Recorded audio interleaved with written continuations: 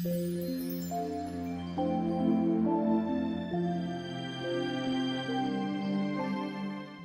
name is Gerson Weiss.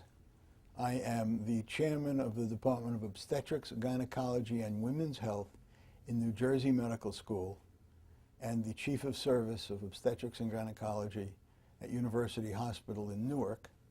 And I am an attending physician taking care of patients at University Reproductive Associates. My approach to the management of an infertility problem is a logical way with two branches. What we first look for are the major causes that can specifically produce infertility so that we can correct them. If we find none, then we attempt to improve pregnancy by techniques that will work even if one does not know the cause, because they will replace natural systems. By way of example, a couple needs to be evaluated for three major issues: whether the male can produce a normal sperm and put it in the right place at the right time, whether a woman is structurally normal so that her uterus can carry a baby and her fallopian tubes can pick up an egg, and whether she is healthy, has the ability to ovulate, and is hormonally normal. These three can be checked between the first and the second office visit. One, after obtaining a history and an examination to know where you stand and to understand the health and the problems of the individual. One will order blood tests to answer the hormonal questions for the woman. One will also order an evaluation of whether the uterus is normal in shape. That is frequently an X-ray called a hysterosalpingogram, where dye is squirted into the uterus and the dye produces a negative picture on the film, so one can see the shape of the inside of the uterus and whether the fallopian tubes are open.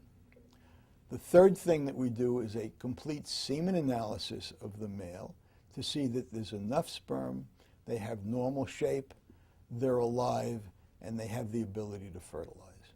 So we look for specific causes that we can fix.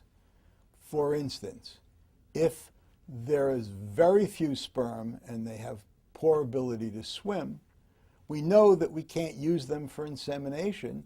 We therefore must use a technique that will allow us to get pregnant, to produce a pregnancy in other ways, and that would be in vitro fertilization and embryo transfer. If the woman has fibroids that are distorting the lining of the uterus or polyps, we can remove those. If the uterus has an abnormal shape, we can correct it. If there are hormonal problems, we can correct those. In some cases, we cannot find a specific reason. And in some cases, the reason is specifically the woman's age. Women, from the time they start reproducing to the age of 35, have pretty similar abilities to get pregnant at any age. After 35, the chances of getting pregnant, if you're normal in a given cycle, decrease till age 38, when the decrease becomes much more acute. After 40, the natural state of many women is infertility.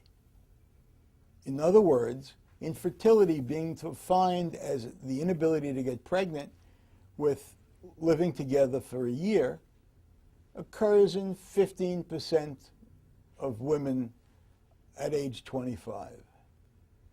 Most women age over 40, and it's more as they get older, will have trouble getting pregnant even though they test out normally.